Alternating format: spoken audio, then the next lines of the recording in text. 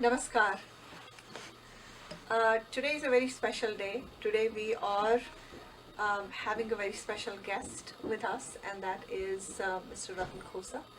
Mr. Ratan Khosa does not need any introduction. He's known to our community, and he's also known to the community in Chicago. Today it is special because we want to felicitate Mr. Khosa for his contributions to KOA, to the Kashmiri community for years together. So I'm here to give him this Pinnacle Award, which is this year for his contribution for being the major donor for the COVID Relief Fund, which has saved so many lives, and we continue to use that fund towards many programs that will further help the COVID affected families in Jammu and in India. So, Mr. Khosa, thank you so much for your contribution. This is just a small gesture Thank you very much. of thanks Thanks for the from award. KOA to you, and I hope you like it. And I just wanted to thank you and Bharati, of course, for whatever you have been doing for our community. Well, thank you very much for KOA and your generosity, and this gesture means the bar has been raised, that I got to do more. Thank you. Yes, it's just a small cue for you. Yes. I just wanted to chat, a little bit about you, trying to find, obviously your story, how you came to this country with less than $4 and then struggled for many, many years. Eventually, you founded your own company, that too at, of course, with your parents, your father, basically coaxing you to do it. And now you are a successful entrepreneur. So tell me a little bit about that journey that started, years back. Well, I had to squeeze many years into a couple minutes. When I graduated with civil engineering degree and I came back to Srinagar, I was number one out of 125 applicants, and I didn't get the job. And because of discrimination, it was very hard for me to assimilate emotionally. Then I did work another part of India, so now I'm a majority, but I found that not being from local community, I was discriminated again. So I made a decision that I was going to make my career in the United States. I risked living in a well-off family and came to the United States. I secured a research fellowship at University of Maryland, and at that time India had a foreign exchange crisis and you could get only $8. So I left with $8 when I left India, and by the time I got to University of Maryland, I had $3.75 on me, and the school was closed for Labor Day, and I thought somebody would be with money for me. It was hard. So I, a month before graduation, state of Maryland canceled the job that I had accepted. So on graduation, I had $60 and no job. I got into this industry that I'm still in with zero experience. I got laid off. First I got promoted, then I got laid off. I got laid off, and then in another company, the same executive who had given me 3 quick promotions fired me one day. Next company I did, by the way, I did exceptionally well in my job. I made millions for others. I learned a great deal, and when I look forward rather than backward, I focused more on how much I gained and learned rather than crying over what happened to me, that I got laid off, I got fired, laid off. So next job I rose to become chief operating officer with a salary of $900,000 in today's dollars. But I found the owner was committing a number of frauds, and within 3 weeks I resigned, and country was at that time in second worst recession, and I had 3 options: find a job, go back to India, or start a company. Couldn't find a job. I was that close to going back to India. Luckily, my father was here, and he convinced me I had it, that I have it, that I can do it. And out of desperation, it was not that I had this brilliant idea that I can start a business. It was purely out of desperation that I started a business in the basement of our house with $44,000, no outside financing, a wife and a 4-year-old and 3 employees, and rest is history. Wow, that's a success story. But as you just now, told in your own words, it is not easy to be successful. You have to go through challenges and failures and so many hurdles in life. So when people look at success today and they see Mr. Ratan Khosa sitting here, they probably feel that you've always been successful. But through your story, we know that it has not been easy for you. No. What will be your message for these youngsters who today think that success should come within years of their, getting in the job market, and they probably are not that equipped to deal with failures? What would your message be I to think them? that's a very good question.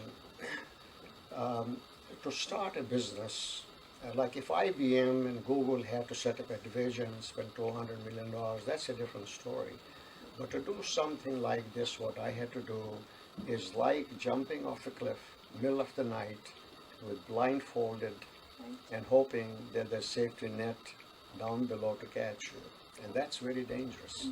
And 80% of the companies fail in the first year, and only 1 or 2% go beyond the third year. And I'm glad I didn't know about that at the time. And I had many instances that the business would have collapsed. I did not give up. When I lost my job, I did not stand in the line to collect unemployment insurance. I said, I got to move forward to find a job. I got laid off, I got fired, and then I had to resign because someone else was committing the fraud. And in the business, same thing. I had tremendous hardships. When I started the business in basement, we were going to compete with divisions of 2 multi-billion-dollar companies, and people said, you are nuts, you are crazy. And there are many instances when the company was close to going out of business.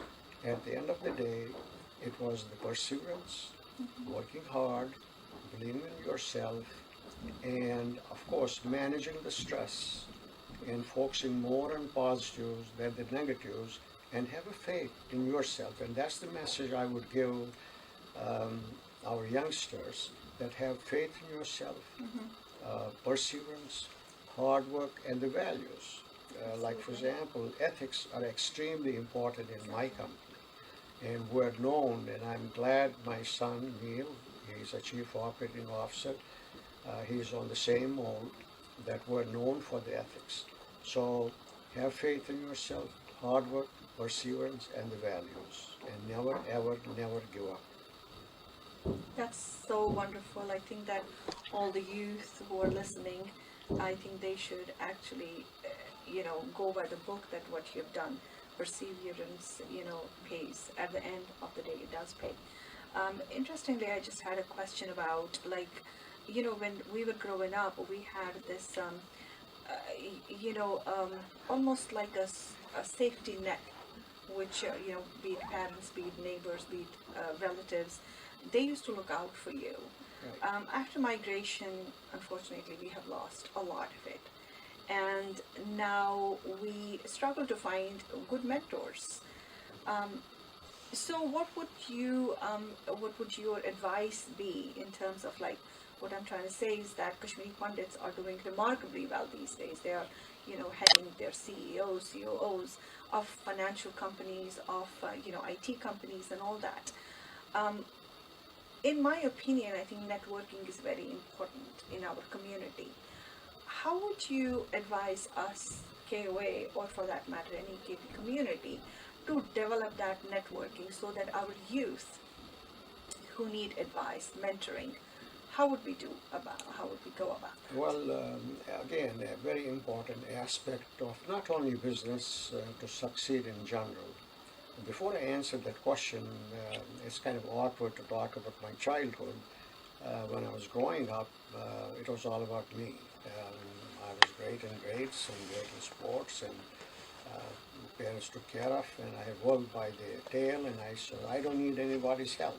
I can do it all by myself.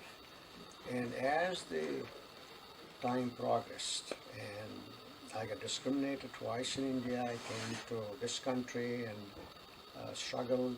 I recall as a student coming from a well-off family, here I am with not enough money. I used to sleep on the floor with hardly half-inch of thick mattress. I bought, I can never remember, forget this, I bought a $17 top coat which was not made of wool. It looked like wool, and one day I was walking, I didn't have a car, I was walking 2 a.m. middle of the night from computer science to my apartment. It was extremely cold, and the wind was going through this coat, and I was shivering as I was walking. And my body became so cold. When I got to my apartment 2:30, I stood under the shower, hot shower, to heat myself. Wow. And I had lived through that. So coming from a family where everything was taken care of, and I had worked by the tail, and then having this experience, and then getting laid off, and now I had to start a company, manufacturing company in a basement with no plant. And I had to figure out how to do this. I reached people, and reaching people is networking. Right. And I said earlier today at the religious function that if I had to put a mathematical formula, my success is 85% due to other people. For example, when I started the company, I got to make a product and I have no plant. I reached out an individual who I had heard about and never met him. I said, Dick, I need help, and I need you to make product for us. So in networking, when you go to some function or you meet some people, you should never keep in mind that I'm going to go there or I'm going to meet this person with an intent that he or she is going to help me. You should go and approach, whether it's a function or you're meeting somebody, how I'm going to help them with no expectations. You build a relationship, a camaraderie with that individual, that if you ever need their help, that you can pick the phone and say, Joe, could you help me? And my formula is if I walk on the street and approach 10 people for help, probably 7 people will give me help. I have developed this ability now that I can do it. I have the confidence that I can do it, walk the street and 10 people, probably 7 will give the help. So no matter what you do, you cannot succeed on your own. Exactly. You need help from your employees, from your suppliers, from your customers, and other people. In fact, one engineer lives not much from here, and I'm a structural engineer basically, but I have a limitation. I reach out to him for help. I don't know this. And you have to be honest when you approach people. And I say, I don't know this, that really means I don't even know this. Yeah. Please help me. So network is extremely important. So I would give a message very important to network. Don't have expectation that you're going to go to any function or meet people that they are going to help you. You got to approach that you take interest in them and how can I help you. That down the road, if you ever needed help from them, they will love to help you. They are there for you. So yeah, I mean, one important aspect of life is that you can never succeed on your own. That's right. It takes a village. Absolutely, yes. It takes a village for Yes. everyone's For example, success. talking about help. Yeah. Of course, my wife, Bharati, is my wife. She's supposed to help me. Absolutely. I couldn't have done what I am today without her help. There were days I would come home and I'd say, my God, while I'm driving, is this business going to survive? And I had a shoulder to fall back upon. Sure. I had somebody to talk to who would tell me, tomorrow will be fine, don't worry. Very simple. And I would wait to come home and talk to her. There's somebody I can talk to. Apart from what she did at work, she became like a musician, taking care of the home and business and cooking food and taking care of meal and whatnot. And so it's aside from home. Absolutely. And respecting that is also very important. Extremely, yes. Many people Yes. probably would not, but Right. you are. So it is amazing that you are giving her the credit that she deserves and much more. Right. So very thankful for you to do that. Talking with the credit, my parents are not living. When we grow, we don't give enough credit to our parents. Now that they are not there, many times I feel I couldn't have done without what they did for me. Like my mother prevented me becoming a second-rate cricket player. I thought my life was eating, She put her reading, foot and down. sports. Yeah. And my dad, if he was not here, I'm not sure I would have had the courage to start the business that he had the ability and the foresight to convince me that you can do it. Our families are the cushions that we Absolutely. lie on, Yes. in times of hardship. Another question I just wanted to kind of know, how do you stay grounded with all the success that you've achieved over the years? It's very easy to sometimes get overwhelmed with it and not be the person. Sometimes people lose their perspective, and sometimes we have seen people become different from who they are. So how does Mr. Khosa stay, Mr. Khosa? I think I have gone through a major change or overhaul. Like I said earlier, when I was a kid, and I said, I'm doing well in sports and studies, and I don't need anyone. And as you heard earlier, as their life progressed, as I went through these hardships and difficult times, and I found out that I'm progressing because of other people's help. And then also in '87, I was in head-on collision. There was hardly any traffic. A security guard coming 6 a.m. in the morning from his shift crossed the green light that I had, and I couldn't believe it. I'm alive. And then the doctor gave me said, sit in the hot tub with muscle relaxer, and I almost drowned in the hot tub.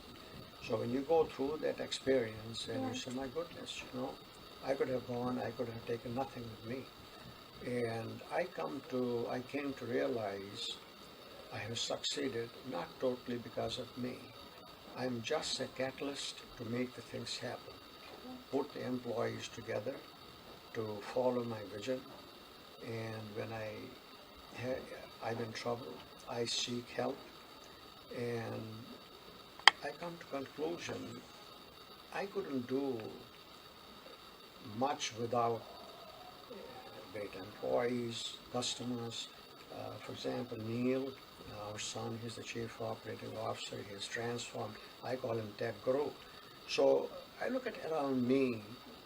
I'm in the center, and around me, what's going on, they are the ones who are making it happen. And the good thing that happened to me is I came to realize that. If I hadn't realized that, then maybe I'd be arrogant or I would miss what I need to be. And that has grounded me, because I was asked a question one time. I was doing a seminar, and I said, what are we afraid of? This is our 40th year. I'm afraid I could fail tomorrow because everything is not up to me. Right. So I have come to realize that, everything is happening not only because of me. And should I say I'm fortunate to recognize that, to be grounded, to be humble. And I think there's a great value to be anchored down rather than, the other way around. one more thing that I noticed, that talking about the employees, putting value. So I'm curious, Mr. Khosa, you have achieved success, and at some point a person would say, well, I've done it all.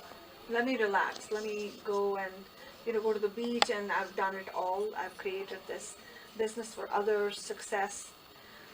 How do you evolve yourself in learning more and more? How do you become a learner, someone who stays relevant every day, every month, every year? So I believe in my book of business, I will never say that I have arrived to number one and that's it. And that's the end of it, and I can relax and sit on the beach, which I love to do, except the sun. So we, right from the beginning, my goal was that Cisco must be number one in our market, not number two. Number three has no chance. So we are number one. We operate in 15 states. We're number one. In the core market, our market share is 85%. In the total market of 15 states is 65%. Now, things change. When I go back, if I had to go back 30 years, I would never imagine the changes that the industry will go through. And I could never imagine that I could get these ideas down the road to keep Cisco number one. So I don't sit down regularly on a basis and come up with this idea, okay, now I'm going to do this. It's a constant evolving process. Sometimes I may be under the shower, come up with this idea. At the end of the day, I want to be a step ahead of our competition. How does Cisco stay number one with customers, with suppliers, with employees? And we do a lot. For example, I'm not strong in technology. If I had to grade myself on technology, I'm probably 0.5 on a scale of 1 to 10. And Neil probably is 11. But I can think about using technology or other sources to keep the company number one. For instance, we have extrusion line. Our first edition ran 95 feet a minute. So in 2007, we sold 10,000 square foot building, and we went into 55,000 square foot building, and we bought brand new extrusion line, which ran 185 feet a minute. Extruders will last lifetime. There are no moving parts, so long you take care of the machinery. And 4 years ago, I made a decision that we're going to do more CapEx and buy a new extrusion line, which is running 325 feet a minute, 325 feet a minute, that nobody in the industry had at that time. The way we do packaging, no one does like that. I came up with the idea. I did not patent it.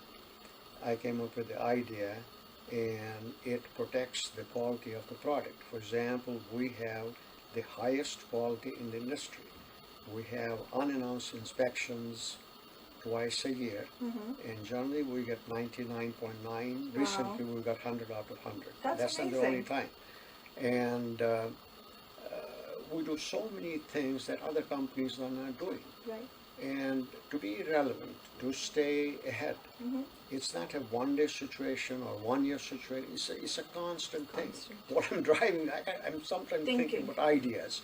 So it's a constant thing that I have come to recognize right from the beginning, that how do we stay ahead of our competition and continue to be number one? It's, for example, our organization flat. We have no quality control inspector. We have no quality assurance inspector. And the way I did it, for example, I myself trained workers, associates, how to produce a quality product. And if we make a mistake, I go in there, don't point fingers. I say, okay, we did this, and here's how we got to fix it. And we get 100 out of 100. So how do you run a plant without quality control or quality assurance inspector? So it's a constant, because you're doing it yourself. never-ending journey, Mm-hmm. running a business, to be relevant every day. So excellence being number one, That's and right. not cutting corners. That's right. Yeah. Yeah, In fact, not looking at the bottom line, yes, but the top line. I owe to my dad. My dad would say that quality pinches in the beginning. Right. It costs more. For example, he was a great dresser, and he said, you buy a nice jacket, you spend more money up front, but there are two things. It will last long, and you'll feel good when you wear it. I apply the same principle in the business. We spend more money up front to produce great quality and provide great service to customers. Thank you so much. Thanks. Are we good? Okay. So continuing our conversation with Mr. Khosa today, I just wanted to ask you that when you're talking about your employees and how much value and regard you have for them, because at the end of the day, they are the ones who make or break the business. So last year when the COVID hit and there was enough businesses were losing money, and many businesses actually had to drop their employees. Some people lost jobs and stuff like that. And we talked the other day, and you said that not only did you keep your staff, you also gave them bonus, and you were concerned about the mental health of your employees. Now that was very interesting because being a physician, I've seen in the last 2 years that how much COVID has impacted the mental health of individuals. And I was very impressed that you were already ahead of the curve and you were thinking about the mental health. So could you talk a little bit about that? Sure. In our company, we have a number of components which go to make the culture of the company. Number one is employee comes first. So in our company, culture is employee comes first, and then the customers, I'm not even second. So along those lines, we had 50% employees in the plant who got positive. And we spent around $150,000 dealing with COVID situation. So the ones who were negative, we had to quarantine them. We paid them salary. There were only 2 people in the office. We could have shut the office, but we decided to do deep cleansing so it will give the comfort and confidence to employees when they come back. When they came back, the whole company, we again paid for fast testing of vaccine. We bought the equipment in the plant. They had to wear mask and a shield. We had to shut the plant. And we could not produce the product to get to our customers. So customers threatened lawsuits. We got letters from their attorneys. And I called them. I said, I'm not going to put employees' life at risk to produce the product. And I stood the ground. I said, if you are going to sue it, we have to face it, but we're not going to do it.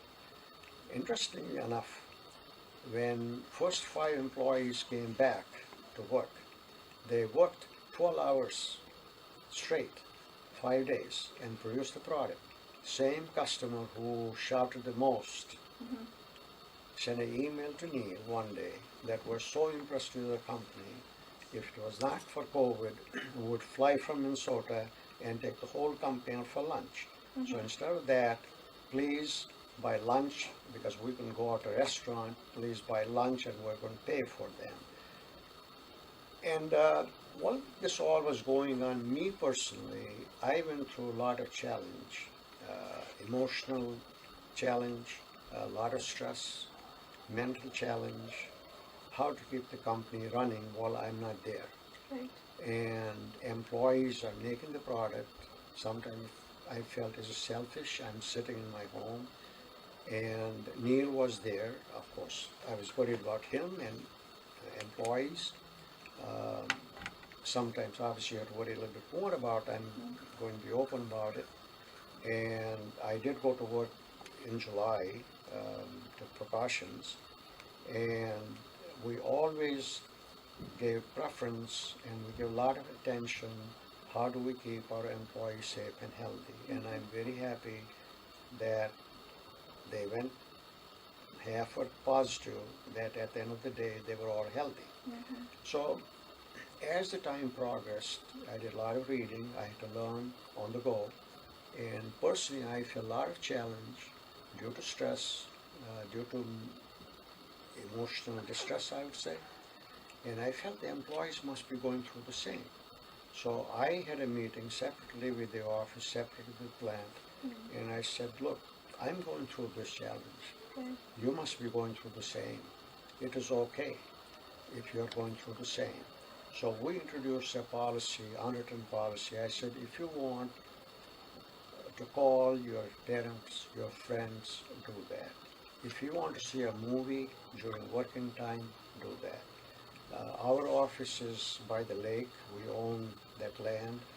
If you want to sit by the lake, there are benches under the tree, do that. For 1 hour, 2 hours, you don't have to send an email to me or Neil, can I do it? Just do it. Someday, if you don't feel like coming, don't come. Just say, I'm not coming. And accept that this can happen. This is happening to me, it can happen to you. And for the plant. And I said, I'm not an expert in meditation, but close your eyes at your seat for 5 minutes, 10 minutes, and try not to think about anything. So I try to help them in a way meditation, although I'm not an expert in that field.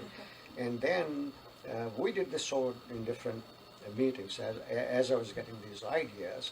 So for the office, because plant, when they're working on the machine, I felt in their brain, their mental, on a day, will be more into making the product than somebody who's sitting in front of the computer. So for the office, we offered them, we would like you to go to a resort, take a break, go to a resort of your own choosing, take a break, take a vacation, and we're going to pay $350. It's not going to cover everything, but at least. So obviously they allowed it. And while I'm talking with the employees, this is not to answer your questions, but this is what the culture, as number one, employee comes first. We actually share profits with the employees, and we advertise it very aggressively. I have we call not employees, associates. We have an associate in the plant. He has been with the company 20 years. He joined in the plant knowing nothing, like I knew nothing in the field. At that time at $6.50, and he is a plant foreman, and he has $220,000 in profit sharing. We have employees, 90,000, 150,000, 110,000. So apart from running the company, servicing the customer, and I feel it will take care of me, one of the things I want to do, I tell employees, I want you to be financially secure. Someday when you're 60 years old, you remember, hey, I worked in Cisco and they took care of me. Excellent. Yes. What impresses Mr. Khosa? What personalities in history do you look up to? Well, I don't look up to as a single personality as such that I could follow. I do a lot of reading, and I compartmentalize something that I read about somebody that I like, that I should follow. It could be John Kennedy, it could be anyone that I'm reading Wall Street. I say, this makes sense. I learn. For example, about COVID, I knew nothing about, nobody knew nothing about this, so I had to learn by reading and then implementing in the office. So in the work also, in my business field, after I read, I do a lot of reading. I'm so fortunate that Bharati, my wife, she allows me to do all that reading, because while I'm reading, I'm not giving attention to her. That I take these segments from whatever I read and educate myself to be better as a human being, as a business person, as a friend. So you basically take the best out of Everything. people. Yes. And not just follow blindly Just a not person. follow one person. That's really interesting. What makes you laugh? Well, I am an extrovert, and I like to talk, socialize, and it's funny. When I said, when I was young, it was about me. When I can make somebody happy, when I can make a difference in the lives of other people, which I'm fortunate that I have the privilege that what I got to be, that I'm able to do that. Right. That really makes me happy. I may not laugh, I may not have that big, broad smile on my face, but inside my heart, I feel very happy that I can make someone's life better than they had before. Your best movie, Indian movie or American movie? Tell me one movie that you love. I love action movies like James Bond. I'm Wow. waiting for the next I one love James Bond. to come out. Yeah. Oh yeah, James Bond. And I like war movies because Oh, in wow. war, in war, there's something common between business and war. In war, there's only one winner. In business, I find there's only Many. one winner. You got to be number one. We're number one in our Very market. So I like competitive. war movies and action movies. So who's your best Bond actor? Of course, Sean Connery. Yes. That's mine too. Yeah. So we have something in common. Yes. It's a pleasure, always a pleasure. When I Thank you. talk to you, I Thank learn you. so much. It humbles me when I talk to you. Thank and you. I hope that we can learn from your character, from your success, and from the fact that, you have been through struggles and come to this. And I hope that's a lesson for all of us. So this is very well deserved. Thank you for this and award, and hopefully many thank you more. for this chat. Many more, and again, it's a blessing for our community to have you with us. Thanks. Thank you so much. Thanks.